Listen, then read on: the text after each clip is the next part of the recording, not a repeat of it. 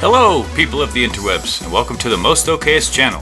My name is Michael, and on this channel, I will talk about various different things, including Pokemon, Let's Plays, challenges, top 10s, top 5s, Dragon Ball, Star Wars, and all stuff comic related. I like to consider myself a master of none, and there is no better time to start a YouTube channel than right here, right now, during the Rona crisis. Anyway, today, just to kind of introduce myself to all you couple of viewers out there, I'll be going over my top 5 favorite Pokemon games. Pokemon has been a game series I've played for years and years. It's been with me for basically my whole life and is my favorite game series. Having played at least one title from each main series generation, I have a fairly extensive knowledge of the games. Seeing as this is my channel, these are obviously going to be my opinions and completely based on fact and scientific analysis. Anyway, let's get this show on the road. Number 5, Pokemon Red and Blue, the game that started it all. These games were so much fun to me as a kid, and they still are to this day.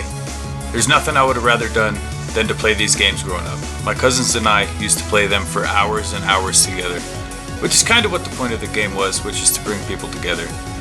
It started Pokemania for the whole world, and though it may have died down a little bit, there are still fans everywhere. It started me on a lifetime journey through the world of Pokemon, and led me to play all the other games on this list. If I had never played Pokemon, I wouldn't be who I am today, which is why these games make the list in the first place. Number 4, Pokemon Black and White. Now these games are incredible. The story really is a question of morality for the NPCs in the Pokemon world. However, it is fairly obvious that Ghetsis was Pokemon Hitler from the get-go. As soon as you get to the second town and his ominous music starts playing, these are clearly the villains of the story. But how they were going to enact their evil plan remained a mystery for now.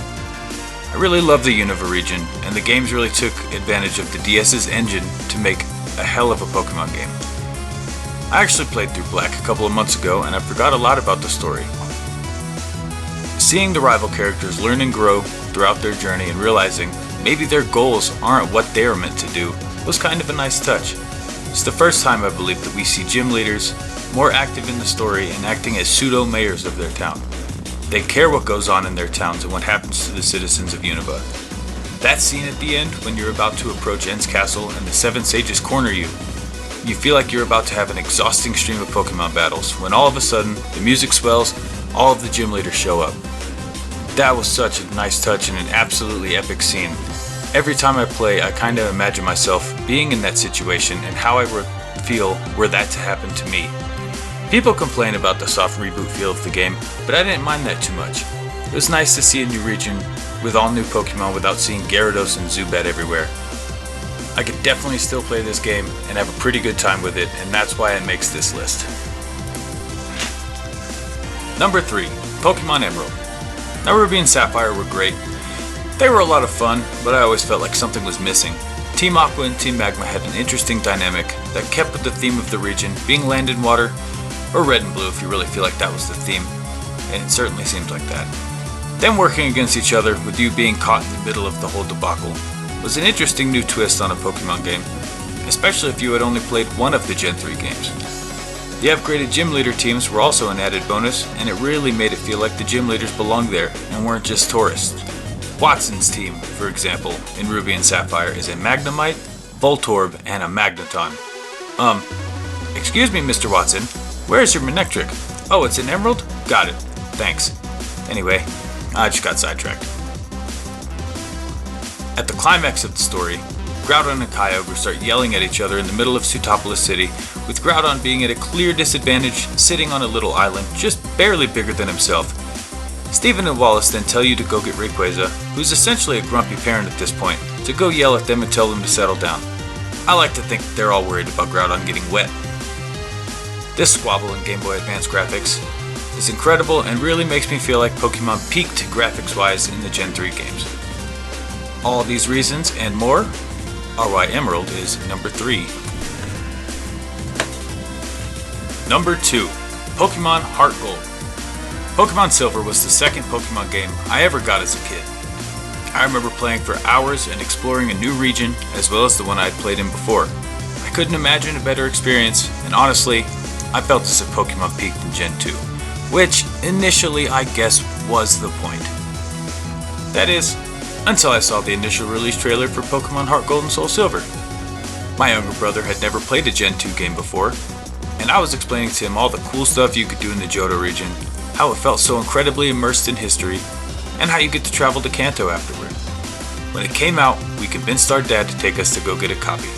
I got Heart Gold, my brother got Soul Silver. And we played and played and played till we had explored every nook and cranny of the Johto region in stunning DS graphics.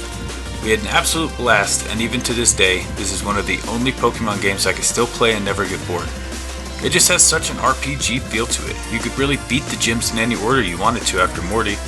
When we wanted to expedite the game a little bit, we'd always go straight to the Rocket Hideout and defeat them there, then destroy Price, defeat the rest of the gyms with relative ease, because we had grinded the long way to get higher levels.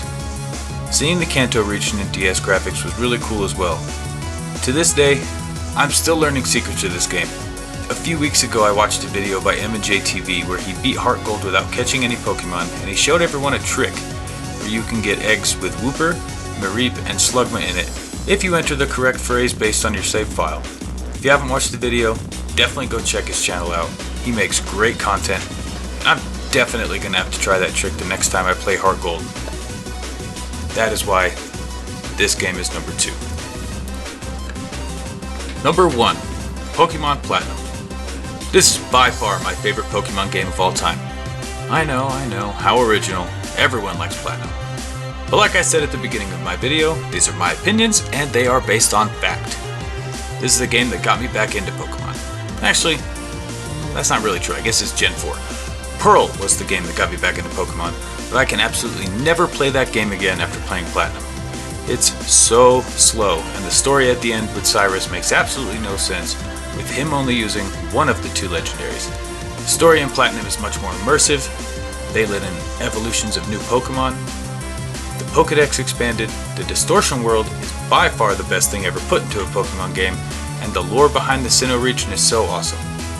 Giratina is such a scary legendary. It just sucks Cyrus into his home. You go in after it. Finding out more about it and the region just makes you want to keep playing. This game revitalized my love for the whole series, and it has a special place in my heart as my favorite Pokemon game. When Diamond and Pearl remakes inevitably happen, I really hope they choose to keep it as Platinum story, or add something like the Delta episode in ORAS. You can't talk about Diamond, Pearl, or Platinum without talking about Cynthia.